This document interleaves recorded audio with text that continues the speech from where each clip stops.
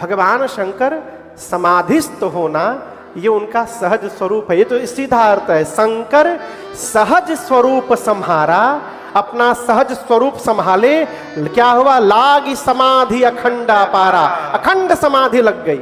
इसका एक विशेष अर्थ में निवेदन करूं, शंकर सहज स्वरूप संहारा। भगवान शंकर ने उसको याद किया जिसका सहज स्वरूप है। और सहज स्वरूप किसका है? रघुनाथ जी का। मनु जाहि राचेउ मिली ही सोबर, सहज सुंदर सांवरो। भगवान राम सहज सुंदर है। तो जिन राम जी का सहज स्वरूप है, भगवान शंकर ने उनका संहार किया, उनको याद किया। और जैसे राम जी का दर्शन हुआ, लागी समाधि अखंड अपार। अखंड समाधि में भगवान शंकर प्रवेश कर गए कैलाश में जाकर। और आपको सुनकर आश्चर्य होगा, कितने दिन समाधि में रहे? You know 87,000 years. कितने दिन? 87,000 वर्ष तक भगवान शंकर समाधिस्थ रहे। 87,000 वर्ष जब बाबा समाधि से बाहर आए तो जगने के बाद पहला शब्द बोले राम राम। मां सती सुनी, गदगद हो गई। गोस्वामी जी कहते हैं, राम नाम शिव सुमिरन लागे, जाने सती जगत पति जागे। जाय शंभु पद बंदन, सन्मुख शंकर आसन देना। लगे कहन हरि कथा रसाला, दक्ष प्रदेश भय तेहि काला। देखा विधि विचार सब लायक, दक्ष कीन प्रजापति बड़े अधिकार दक्ष जब पावा। अभिमान हृदय तब आवा, नहीं को वस जन्मा जग माही। प्रभुता पाई जागी मद नाही। हाँ, नहीं को वस जन्मा जग माही। प्रभुता पाई जागी मद नाही।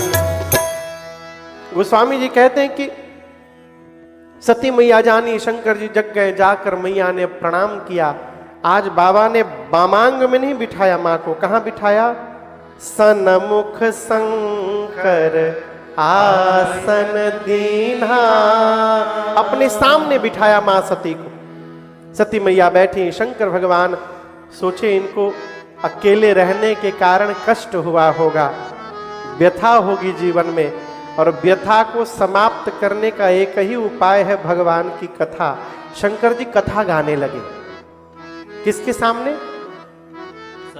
सती जी के सामने। और उसी समय क्या हुआ? ब्रह्मा जी ने सती मैया के पिता दक्ष प्रजापति को सभी प्रजापतियों का राजा बना दिया। और जैसे दक्ष राजा बने, अभिमान हो गया। और आपको सुनकर आश्चर्य होगा, दक्ष अपने दामाद भगवान शंकर को ही शत्रु मानते थे। कोई दामाद को शत्रु मानता है? लेकिन दक्ष मानते थे। क्यों? एक बार ब्रह्मा जी के यहां सभा लगी थी, मीटिंग। सभी देवता, दिग्पाल, त्रिदेव वहां बैठे थे। सबसे लास्ट में दक्ष आए। तो जैसे मान लीजिए साहब, ये ब्रह्मलोक के यहां सभा बैठी है, अंत में दक्ष आए तो जितने देवता थे सब खड़े हो गए अभिवादन करने के लिए। छोड़ तीन को, ब्रह्मा विष्णु महेश खड़े नहीं हुए। अजीव का स्वभाव, 100 में से यदि 90 लोगों ने राम राम कह दिया तो आदमी को 90 नहीं दिखाई पड़ता, वो 10 दिखाई पड़ते जो राम राम नहीं बोले। अच्छा, हम आए तुम राम राम नहीं बोले। सबने प्रणाम किया, दक्ष को नहीं दिखा। ब्रह्मा विष्णु महेश दिखाई पड़ गए, कोई बात नहीं, ब्रह्मा जी विष्णु जी तो भगवान है, कोई बात नहीं, लेकिन ये शंकर तो मेरा दामाद है। ससुर जी आए और दामाद खड़ा नहीं हुआ, और शंकर जी माला लेकर आंख बंद करके राम राम में लगे थे। उनको पता नहीं चला कब ससुर जी चले आए हमारे। दक्ष को लगा कि मेरे दामाद ने मेरा अपमान कर दिया, लेकिन हम आपसे एक निवेदन करें, कोई किसी का अपमान नहीं करता है। सम्मान की भूख लेकर जहां जहां जाइएगा वहां से अपमानित होकर के आना पड़ेगा। हाँ, जहां सम्मान की भूख हुई अपमानित हो जाना पड़ेगा। अब जैसे हम यहां आए, यहां हम आए ना, हम सोचे थे कि यहां जब हम आएंगे नसूरी में हाथी घोड़ा हमारा वेलकम करेगा, बैंड बाजा बजेगा, फूलों की वर्षा होगी। फूलों की वर्षा छोड़िए, बुके मिला हमको केवल। अब हम कहें कि हमारा अपमान हो गया। किसी ने अपमान नहीं किया। क्या यहां से हमको टेलीफोन किया गया था कि महाराज हाथी घोड़ा मिलेगा वेलकम करने के लिए? फोन गया था? नहीं। सोचा किसने? हम ऐसा सोचे नहीं थे, हम ऐसा सोचे नहीं थे। सोचा किसने? मैंने। इसलिए मैंने अपना अपमान स्वयं किया है। तो स्वामी जी कहते उदासीन नित रहिए गोसाई, उदासीन रहिए, सम्मान की कल्पना मत करिए। कथा में आए हैं तो माइंड को प्रिपेयर करके आइए कि नीचे बैठना पड़ेगा। कुर्सी मिल गया, हरि कृपा, आनंद हो जाएगा। नहीं मिला तो नीचे तो ठीक है, ये सोचे ही थे। आप पहले ही सोच के आए कि नहीं हम तो सोफा पे बैठेंगे, रिक्लाइनर पर। और रिक्लाइनर छोड़िए, नीचे बैठने को भी मिला। अब 3 घंटा आप डिस्टर्ब रहेंगे। नहीं नहीं, आयोजक ने मेरा अपमान कर दिया, हम आए रिक्लाइनर नहीं मिला। शंकर जी को अपना दुश्मन मान लिए दक्ष ने, और अभिमान हुआ जब अपमानित करने के लिए यज्ञ की रचना की। सबको फुलाया, छोड़ ब्रह्मा विष्णु महेश, सभी देवताओं को बुलाया दक्ष ने। देवता भी अद्भुत साहब, क्या बात है। देवताओं को पता था कि दामाद जी को नहीं बुलाया गया है। ये देवता कितने अद्भुत है, दर्शन करिए। इन लोगों को बाईपास से जाना चाहिए, बैक रोड ले लेना चाहिए। सिटी से जो बैक रोड आया है वो पहाड़ होते हुए उधर से आना चाहिए ना। नहीं, ये सारे देवता कैलाश के ऊपर से जाने लगे। क्यों? शंकर भगवान को पता चले कि उनके ससुर जी ने नहीं बुलाया उनको। सती मैया ने पूछा, प्रभु ये देवता कहां जा रहे हैं? बाबा ने बताया। मां ने कहा, प्रभु मैं भी चली जाऊं? बाबा ने कहा कि उचित नहीं होगा, यह अनुचित नहीं नेवत पठावा। नेवता जानते? नेवता, इनविटेशन, बिहार में उसको नेवता कहते हैं। शंकर जी बोले हम लोग को न्योता नहीं दिया गया है, आपका जाना उचित नहीं होगा। सती मैया नहीं मानी। सती मैया मानती नहीं थी, एकदम नहीं मानी। तो बाबा बोले ठीक है चलो। अपने गणों को लगाकर बाबा ने विदा कर दिया है। अब सोचिए, माता जी लो जब मैके जाती है उस समय कितनी खुशी होती है। 80 साल की बूढ़ी माई हो, घुटने में दर्द हो उसके, और जहां पता चले कि कल सुबह मैके जाना है, सारा दर्द गायब। फिर जो आनंद आप सोच नहीं सकते, प्रैक्टिकल बात है। सती मैया सोची पिता के घर जाऊंगी, लेकिन आप दर्शन करिए, मैया पिताजी के घर गई। बाबा कहते हैं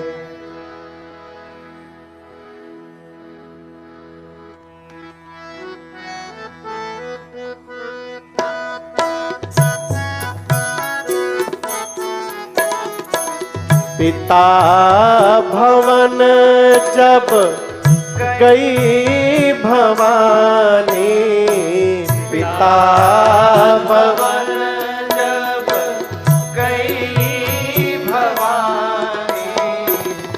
दक्ष त्रास काहू न सन माने, दक्ष त्रास काहू न सन माने। सादर भले ही मिली एक माता, सादर भले ही मिली एक माता। भगिनी मिली बहुत मुस्काता, भगिनी मिली बहुत मुस्काता। यद्यपि जग दारुण दुख नाना, दारुण दुख नाना। सब ते कठिन जाते अवमाना, सब ते कठिन जाति अवमाना। सब ते कठिन जाते अवमाना। पिताजी के घर मां सती गई और आपको सुनकर आश्चर्य होगा, किसी ने भी सती मैया की ओर देखा तक नहीं। दक्ष ने सबको त्रास दिया है, अगर आ गई सती और कोई बात भी कर लिया तो मुझसे बुरा कोई नहीं होगा। अपने पिता के घर में लोग देख नहीं रहे हैं हो, लेकिन हम आपसे एक निवेदन करें, पूरा जगत आपका त्याग कर सकता है, परंतु जन्म देने वाली मां कभी त्याग नहीं कर सकती है। यहां गोस्वामी जी कहते हैं कि सती मैया की मां, उनका नाम प्रसूति था। मनु महाराज की 3 बेटी, आकुति, देवहूति और प्रसूति। प्रसूति मैया का विवाह दक्ष प्रजापति से हुआ था। प्रसूति मैया ने देखा सती मैया को, मां ने दौड़ करके बेटी को गले लगा लिया। सती मैया ने कहा, मां मैं यज्ञ मंडप की परिक्रमा लगाना चाहती हूं। जाकर मां ने परिक्रमा लगाया और देखा कि यज्ञ मंडप में सभी देवताओं का स्थान बना है, छोड़ मेरे पति का। जिस यज्ञ में भगवान शिव का आवाहन तक न हुआ हो, वो यज्ञ हो ही नहीं सकता। मां का पूरा शरीर क्रोध में भड़क उठा। मां तपट पड़ी। मां ने कहा, हे देवगण, मुनिगण, ऋषिगण, ध्यान से सुनिएगा। इस मंडप में बैठकर आप में से जिसने जिसने भी मेरे पति की निंदा की है, अथवा जो बैठकर कान से निंदा को श्रवण मात्र किया है, आप सबको दंड मिलेगा। न्याय कहता है कि जिस सभा में संत की, भगवान श्री हरि की और भगवान शंकर की निंदा हो रही हो, यदि तुम वहां पर हो तो उसी समय निंदा करने वाले की जिह्वा काट दो।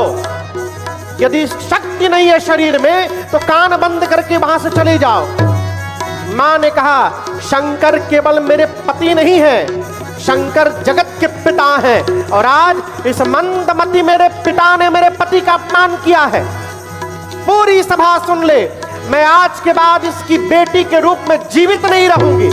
इतना कह के मां ने शरीर के दाहिने पांव के अंगूठे से योगाग्नि को प्रज्वलित कराकर, और मां ने वहीं पर अपने आप को जला करके भस्म कर लिया। मां का पूरा शरीर योगाग्नि में दहकने लगा। हाहाकार मच गया। नारद जी ने जाकर भगवान शंकर को बोला। बाबा को आया आवेश, अपनी जटा में से एक केश निकाल कर शंकर भगवान ने धरती पर पटका। वही वीरभद्र प्रकट हुए। वीरभद्र को कुपित करके बाबा ने भेजा है। मालूम है आकर क्या किया वीरभद्र ने? सबसे पहले जो यज्ञ के आचार्य थे, यज्ञाचार्य, उनकी दाढ़ी नोच ली। दाढ़ी नोच ली। बिना रुद्र के आप यज्ञाचार्य बने हैं। एक देवता थे, देवता, उनका नाम था पूसा।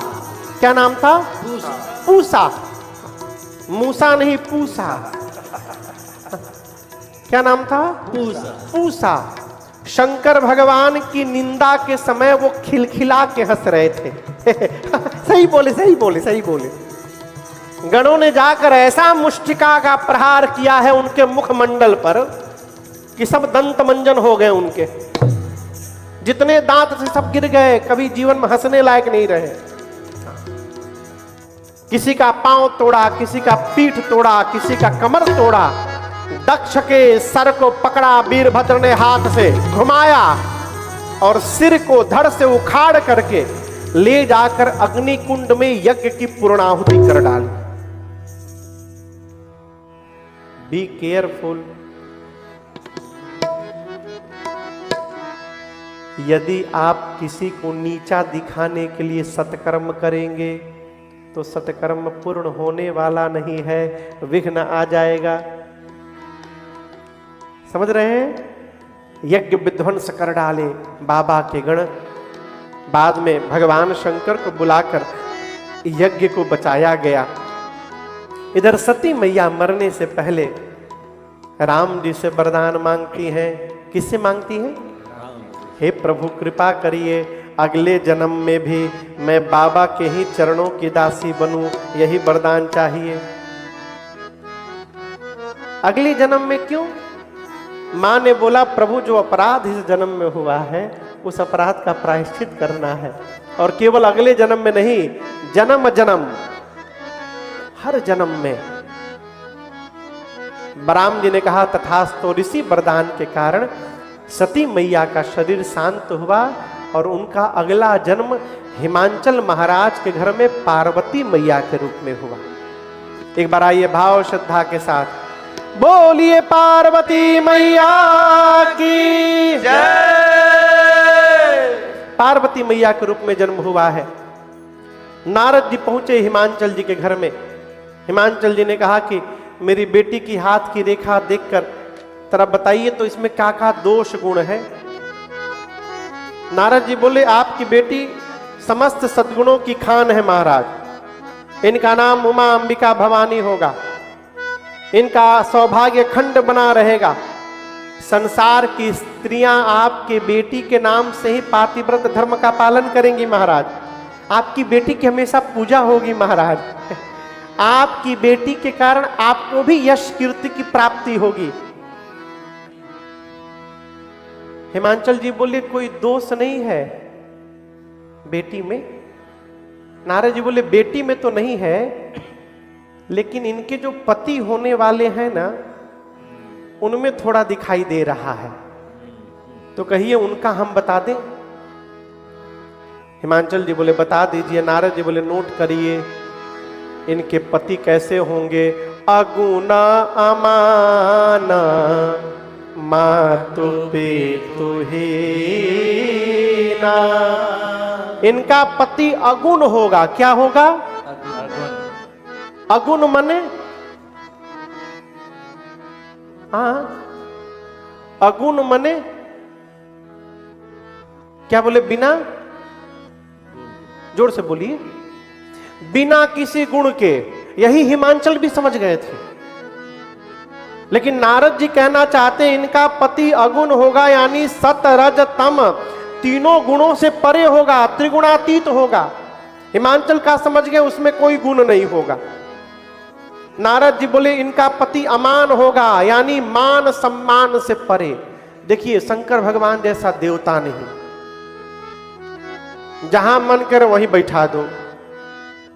पेड़ के नीचे बैठा दो बाबा को, बाबा गदगद। मंदिर में बैठा दो, द्वारे बैठा दो, छत पर बैठा दो, गमला में बैठा दो, बाबा आनंद में। मान सम्मान से परे। हिमांचल समझ के उनका कोई सम्मान नहीं करेगा। नारद जी बोले उनके माता पिता नहीं है, मातु पितु हीना। हिमांचल जी पूछे कब मरे? बोले मरे नहीं थे ही नहीं, शुरू से ही नहीं थे उनके माई बाप। उदासीन रहेगा, संशय रहित रहेगा। हिमांचल जी बोले क्या क्या बोल रहे हैं नारद जी? नारद जी बोले असली अभी बोला नहीं हूं, अभी तो ऊपर ऊपर बता रहा हूं। बोले असली क्या है?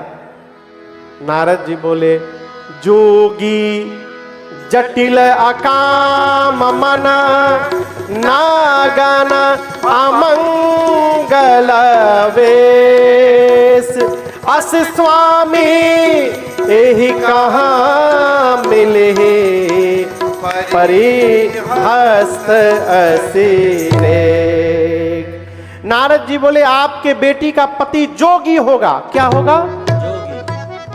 जोगी समझते हैं? भारत में जोगी होते हैं, गेरुआ रंग का कपड़ा पहने, ऑरेंज कलर का नीचे ऊपर साफा लगाए ऑरेंज कलर का, और हाथ में सारंगी लेकर के घूमते रहते हैं, बजाते रहते हैं। आय हो मोरे रामा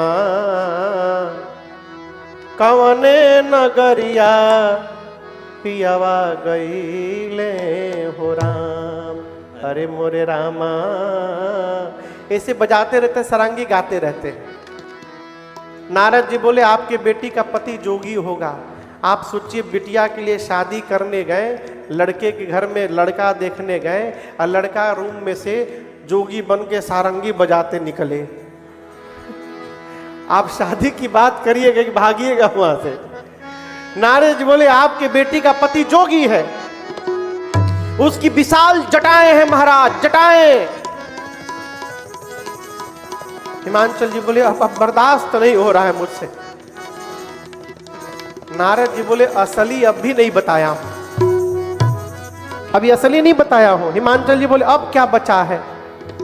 नारद जी बोले महाराज कुछ नहीं पहनता है, नंगा रहता है, नग्न अमंगल वेश। अब मैं नहीं बोल रहा हूं, आपकी बेटी की हाथ की रेखाएं ऐसा बता रही हैं।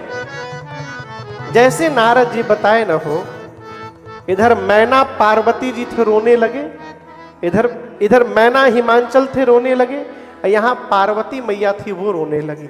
दशा एक समझब बिलगाना। मैना और हिमांचल इसलिए रो रहे हैं, इतनी सुंदर बेटी के लिए ऐसा वर लिख दिया ब्रह्मा जी ने। अब पार्वती जी खुशी में रो रही हैं कि नारद जी जो जो लक्षण बता रहे हैं ये सब मेरे बाबा में ही है। लग रहा है राम जी से जो वरदान मांगा था मैंने, राम जी ने मुझे प्रदान कर दिया है। मां गदगद हो गई सुनकर। हिमांचल जी 10 मिनट रोए और फिर आंसू पोंछ करके नारद जी को बेसमेंट में ले गए,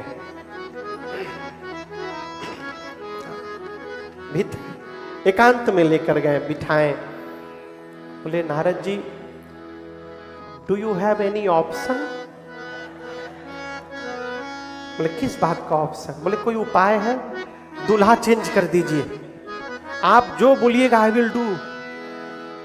सीताराम बोलिए हम जितना लगेगा हम देंगे, दूल्हा बदल दीजिए, पूजा पाठ बोलिए, चढ़ावा बोलिए, हम सब करेंगे। नारद जी बोले क्या बोल रहे हैं? अरे कहा मुनि सब हिमवंत सुनो, जो विधि लिखा लीलार, देव तनुज नर नाग मुनि को न मेटनी। नारद जी मेरे पिता ब्रह्मा ने आपकी बिटिया की ललाट पर जो रेखाएं खींच दी हैं, कोई भी देवता उसको मिटा नहीं सकता। दूल्हा तो यही मिलेगा। लेकिन हम आपसे एक बात बताएं हिमांचल जी, जो जो मैंने दूल्हे का लक्षण बताया है ना, ये सारे के सारे लक्षण पूरे ब्रह्मांड में केवल एक के भीतर पाए जाते हैं, और वो कौन है? शंकर भगवान। और यदि आपकी बेटी का विवाह शंकर जी से हो गया, आपकी बेटी का कल्याण हो जाएगा महाराज। हिमांचल जी बोले विवाह कैसे होगा? नारद जी बोले आपकी बेटियां यदि तपस्या करेगी तो। भावियों मेटी सकही त्रिपुरारी, जो तप करे कुमारी तुम्हारी। ये प्रसंग में निवेदन करूं, देखिए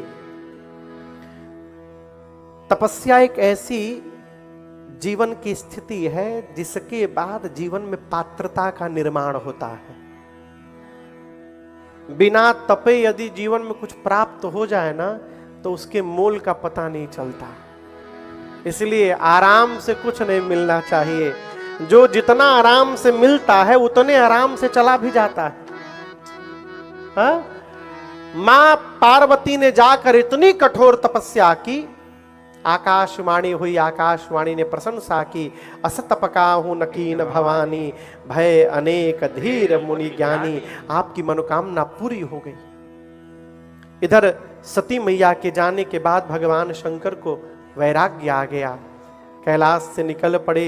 एक दिन राम जी ने दर्शन देकर कहा, बाबा यदि आप मुझे प्रेम करते हैं तो आप पार्वती जी से विवाह कर लीजिए। किससे विवाह कर लीजिए? शंकर भगवान बोले, प्रभु देखिए आप जो कह रहे हैं उचित तो नहीं है, लेकिन आज्ञा सिर पर नाथ तुम्हारी, आपकी आज्ञा मैं सिर पे धारण करता हूं। राम जी बोले, सिर पर ना धारण करिए। शंकर जी बोले, क्यों? बोले, गंगा जी बही रही हैं।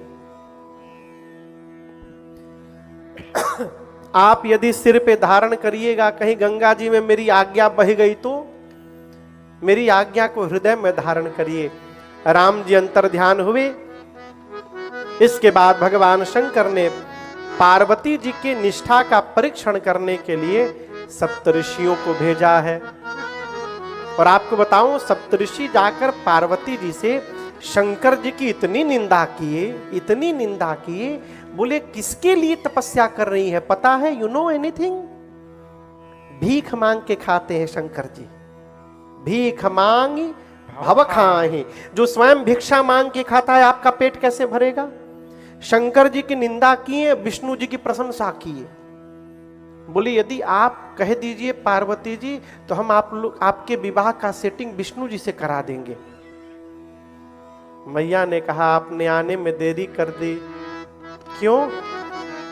अरे लगन इनसे हम लगा बैठे, अब जो होगा देखा जाएगा। लगन इनसे लगा बैठे, लगन इनसे लगा बैठे, जो होगा देखा जाएगा। लगन इनसे लगा बैठे, जो होगा देखा जाएगा। लगन इनसे लगा बैठे, जो होगा देखा जाएगा। जो होगा देखा जाएगा।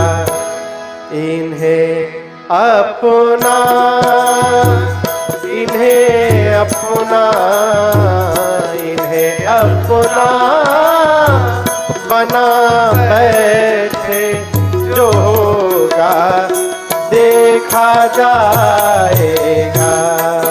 इन्हें अपना बना बैठे, जो होगा देखा जाएगा। लगन इनसे लगा बैठे, जो होगा देखा जाएगा।